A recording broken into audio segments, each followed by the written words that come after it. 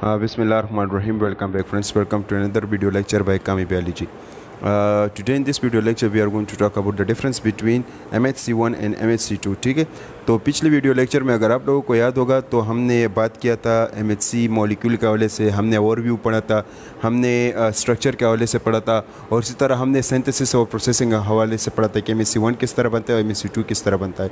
वो तमाम तर लेक्चर वाइट बोर्ड पर मैंने एक्सप्लेन किया था। ठीक है, तो आज का जो डिफरेंस बिटवीन आज हम MHC1 और MHC2 मॉलिक्यूल में डिफरेंस पढ़ेंगे उर्दू लैंग्वेज में। ठीक है, कि MHC1 और MHC2 यानी इस दोनों में डिफरेंस क्या है।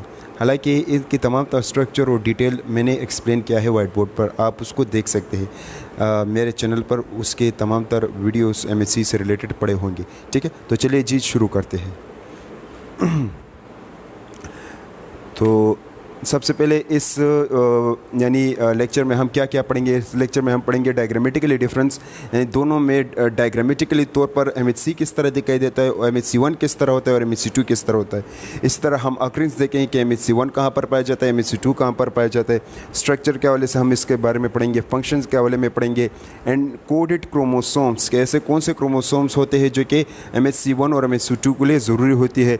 एंटीजन प्रेजेंटिंग डोमेन्स, कौन से ऐसे डोमेन्स होते हैं जो कि एंटीजन को प्रेजेंट करने में एक अहम रोल अदा करते हैं। रिस्पॉन्सिव सेल्स, रिस्पॉन्सिव सेल का मतलब ये हुआ कि ऐसे कौन से सेल्स है जो कि MHC1 और MHC2 की तरफ आते हैं और रिकग्निशन का प्रोसेस होती है से। तो ये तमाम तर डिफ्रेंसिएशंस हम पढ़ेंगे MHC1 और MHC2 में। अच्छा जी, सबसे पहले डायग्रामेटिकली अगर हम देखें तो MHC1 आपके पास जो है ये डायग्रामेटिकली डिफरेंसेस में ये है कि MHC1 में आपके पास देखिएगा 4 डोमेन है। सही है, ये 1, ये 2, ये 3, ये 4। अच्छा जी, इसमें अल्फ़ा 1 है, अल्फ़ा 2 है, अल्फ़ा 3 है। सही है। अच्छा जी, अल्फ़ा और इसके साथ बीटा 2 ग्लोबुलिन भी है। तो इसमें 3 डोमेन आपके पास अल्फ़ा के हो गए और 1 डोमेन आपके पास बीटा के हो गए, और ये 4 डोमेन टोटल 4 डोमेन हो गए। ये 4 डोमेन जो है सिर्फ एक ही पॉलीपेप्टाइड चेन के साथ कनेक्ट होते हैं, एक ही हेलिकल प्रोटीन के साथ कनेक्ट होते हैं। सही है, इस केस में।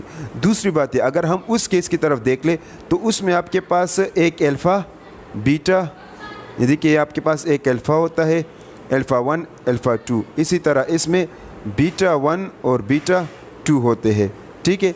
अच्छा जी, याद रखिएगा अल्फ़ा 1 के लिए एक अलग हेलिकल प्रोटीन्स है और अल्फ़ा और बीटा के लिए एक अलग हेलिकल प्रोटीन। तो ये दोनों हेलिकल प्रोटीन जो है, एक protein helical protein beta chain को पकड़े होते हैं और जो दूसरा चेन है वो यानी जो अल्फ़ा का चेन है वो दूसरा हेलिकल प्रोटीन यानी उसको होल्ड करता है। सी, तो इसमें 2 प्रोटीन्स होते हैं हेलिकल, लेकिन उसमें एक हेलिकल प्रोटीन्स होते हैं। से अगर इसके हम बाइंडिंग साइड यानी एंटीजन बाइंडिंग साइड अगर हम देख ले तो इसमें अल्फ़ा 1 और बीटा 1 इकट्ठे होकर एंटीजन बाइंडिंग साइड बनाते हैं। इस तरफ पर अल्फ़ा 1 और अल्फ़ा 2 इकट्ठे होकर एंटीजन बाइंडिंग साइड बनाते हैं। ठीक है। अच्छा जी, सही है। फिर हम अक्रेंस के हवाले से पढ़ते हैं कि MHC1 कहाँ पर पाया जाता है और MHC2 कहाँ पर पाया जाता है। MHC1 they are usually found on all nucleated cell types in the body में जितने भी न्यूक्लिएटेड सेल्स होते हैं उसमें एंटीजन प्रेजेंटिंग सेल भी न्यूक्लिएटेड होते हैं। इसी अच्छा जी, बात ये करते हैं कि MHC1 क्लास 1 जो है वो तमाम सेल्स में पाए जाते हैं, जितने भी न्यूक्लिएटेड सेल होते हैं। यहाँ पर बात न्यूक्लिएटेड है, तो याद रखिएगा कि जितने भी हमारे पास न्यूक्लिएटेड सेल्स होते हैं उनमें से MHC1 बहुत ज़्यादा पाए जाते हैं, यूकैरियोटिक। सही है। अच्छा जी, नेक्स्ट आपके पास है MHC2 के हवाले से। ये कहाँ पे पाए जाते हैं? They are found on antigen presenting cells like macrophages, dendritic cells, B cells. सही है। तो बात ये हुआ कि ये जो आपके पास MHC2 क्लास है सिर्फ और सिर्फ एंटीजन प्रेजेंटिंग सेल्स में होते हैं। अच्छा जी, जैसे कि आपके पास मैक्रोफेजेस, डेंड्राइटिक सेल और बी सेल्स। फिर नेक्स्ट हमारे पास है स्ट्रक्चर्स ऑफ MHC1 और MHC2 का। क्या इसका स्ट्रक्चर किस तरह होता है? तो MHC1 का डायग्राम हमने देख लिया कि इसमें MHC1 में आपके पास 4 डोमेन होते हैं, 3 अल्फ़ा के और 1 बीटा के। MHC2 में आपके पास 4 डोमेन होते हैं, 2 अल्फ़ा के और 2 बीटा के। इसी तरह यही बात इन्होंने भी कहा गया है कि they consist of 3 alpha domains and 1 beta domain. MHC1 की बात करते हैं। फिर इस तरह MHC2 they consist of 2 alpha domain and 2 beta domain. 2 beta और 2 अल्फ़ा डोमेन के साथ ये मुश्तमिल होते हैं। सही है। अच्छा जी, नेक्स्ट ये कहते हैं कि फंक्शन के हवाले से। अच्छा जी, इनमें से फंक्शन क्या है याद रखें। MHC1 का अगर फंक्शन हम देख ले, their main role is to clear endogenous antigen that comes from the cytoplasm. MHC1 क्या करता है, ये जो एंडोजीनस कंपाउंड होते हैं, एंडोजीनस जो मॉलिक्यूल्स होते हैं या एंटीजन होते हैं इनसाइड द सेल, एंडोजीनस का मतलब ये हो कि इनसाइड द सेल, तो जितने भी कंपोनेंट्स होते हैं इनसाइड द सेल उसको डिग्रेड करते हैं, उसको ख़त्म करते हैं और साइटोप्लाज्म से ये लेते हैं और इसी तरह आउटसाइड द सेल ये एक्सप्रेस करते हैं यानी शो करते हैं। ये MHC1 का काम हुआ। MHC2 का काम ये हुआ, ये उसका उलट है। तो इन MHC2 का काम क्या हुआ, तो MHC2 their main role is to clear exogenous antigen that comes out from the foreign organism. देखो इसमें बात ये हुई कि जब हम फॉरेन ऑर्गेनिज्म से कोई चीज़ डोनेट करते हैं एक दूसरे ऑर्गेनिज्म में, तो क्या होता है उसमें जो एक्सोजीनियस एंटीजन होते हैं वो हमें आ जाता है। Exogenous mean outside the organism. तो आउटसाइड जो हमारे बॉडी में आता है वो एक्सोजीनियस कहलाता है और उसके ब्रेक डाउन होना और फिर वो एक MHC में यानी प्रेजेंट होना, तो उस MHC को हम कहते हैं MHC2 मॉलिक्यूल कहते हैं इसे। तो MHC2 मॉलिक्यूल का मेन रोल ये है। अच्छा जी, नेक्स्ट फिर कहते हैं कि एनकोडेड क्रोमोसोम। ऐसे कौन से क्रोमोसोम है जो कि MHC1 और MHC2 के लिए अहम होते हैं। तो MHC1 के लिए आपके पास अल्फा डोमेन के लिए सही, alpha domains are found on the locus of chromosome number 6। तो क्रोमोसोम नंबर 6 में ख़ास किस्म के लोकस होते हैं, ख़ास किस्म के पॉइंट्स होते हैं। उन पॉइंट में से आपके पास जीन्स होते हैं, वो जीन्स जो है MHC1 के अल्फा चेन को प्रोड्यूस करते हैं। याद रखिए अल्फा चेन के प्रोडक्शन के लिए लोकस ऑफ क्रोमोसोम नंबर 6 की ज़रूरत हमें पड़ती है।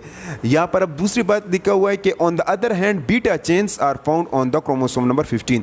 तो बीटा के लिए 15 नंबर क्रोमोसोम्स की ज़रूरत पड़ती है। तो 15 नंबर क्रोमोसोम बीटा के प्रोडक्ट प्रोड्यूस करते हैं, क्रोमोसोम नंबर 6 अल्फा के प्रोडक्ट को प्रोड्यूस करता है। फिर इसी तरह अगर MHC2 की हम बात करें तो ये सिर्फ और सिर्फ कहाँ पर पाए जाते हैं, ये क्रोमोसोम नंबर 6 में पाए जाते हैं। They are only found in chromosome. तो अल्फा भी इसमें हुए, इसमें बीटा भी हुए, तो दोनों क्रोमोसोम नंबर 6 में ये पाए जाते हैं। अच्छा जी, नेक्स्ट है आपके पास एंटीजन प्रेजेंटिंग डोमेन्स। तो कौन से डोमेन्स होते हैं जो कि एंटीजन को प्रेजेंट करते हैं या जो binding sites antigen binding sites को यानी बनाते हैं। अच्छा जी, बोथ अल्फा 1, जैसे कि मैंने अभी डायग्राम में आप लोगों को एक्सप्लेन किया कि अल्फा 1 और अल्फा 2 जो है इकट्ठे होकर एंटीजन बाइंडिंग साइट बनाते हैं, एक ग्रूव बनाते हैं जहाँ पर एंटीजन प्रेजेंट होता है। तो MHC1 में आपके पास अल्फा 1 और alpha 2 domains have something to do with the presentation of antigen in the molecule of MHC1 class। तो MHC1 क्लास में आपके पास अल्फा 1 और अल्फा 2 डोमेन्स इकट्ठे होकर एक ऐसा स्ट्रक्चर बना लेते हैं जिसमें आपके पास एंटीजन प्रेजेंट होता है यानी ग्रूव बना लेते हैं। नेक्स्ट MHC2 आपके पास बोथ अल्फा 1 एंड बीटा 2, यहाँ पर ये बात रहा, वहाँ पर अल्फा 1 और अल्फा 2, यहाँ पर बोथ अल्फा 1 एंड बीटा 2। ये बीटा 2 नहीं है सही, ये बीटा 1 है।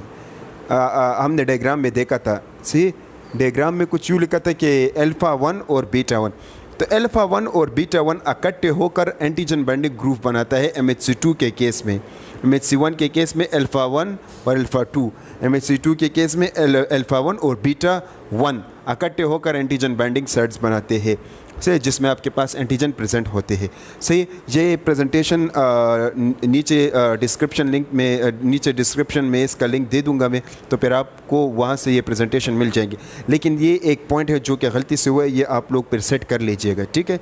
ये 1 है। अच्छा जी, नेक्स्ट 7 आपके पास ये कि रिस्पॉन्सिव सेल्स, कौन से सेल्स होते हैं जो कि MHC1 को रिकग्नाइज करते हैं और कौन से सेल्स होते हैं जो कि MHC2 को रिकग्नाइज करते हैं। अच्छा जी, presents antigen to cytotoxic T cells by binding on CD8 receptor on cytotoxic T cell.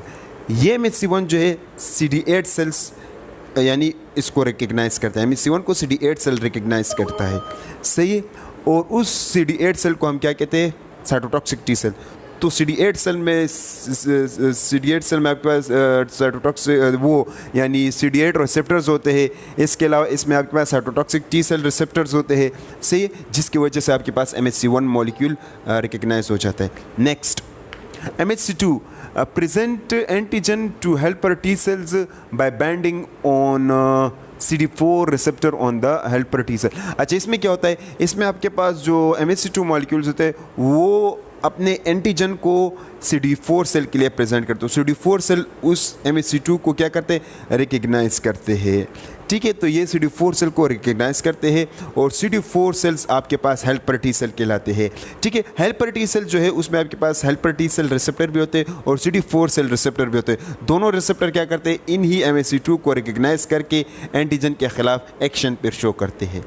जो MHC1 के ख़िलाफ़ एक्शन शो होगा वो कुछ यूँ शो होगा कि वो जो सेल होगा न्यूक्लियेटेड सेल उसको किल कर देगा, सेल को किल कर देगा। परफोरिन ऑर्गेनिज्म एंजाइम तोड़कर उसको किल हो यानी सेल को किल कर देगा। इस केस में आपके पास क्या होगा, इस केस में आपके पास सेल किल नहीं होगा, बल्कि जो एंटीजन वो प्रेजेंट करते ये आपके पास हेल्पर टी सेल दूसरे हेल्पर टी सेल्स को प्रोड्यूस करते हैं और वही helper T cell B cell को प्रोड्यूस करते हैं। बी सेल फिर आपके पास प्लाज्मा सेल को प्रोड्यूस करते हैं। प्लाज्मा सेल फिर आखिर में आपके पास एंटीबॉडी को प्रोड्यूस करके ये जो आपके पास प्रोसेस है एंटीजन उसको फिर किल कर देते हैं। या जो बैक्टीरिया इसी किस्म को दोबारा बैक्टीरिया जब आ जाते हैं ना तो ऑलरेडी एंटीबॉडी बने होते हैं तो उस बैक्टीरिया को फिर ये किल कर देते हैं। तो कुछ इस तरह का प्रोसेस ये MHC2 के केस में होते हैं। सही, अगर वीडियो आपके समझ में आई होगी तो इसको लाइक कीजिएगा, वीडियो को शेयर कीजिएगा और अगर आपके जहन में किसी किस्म का भी सवाल है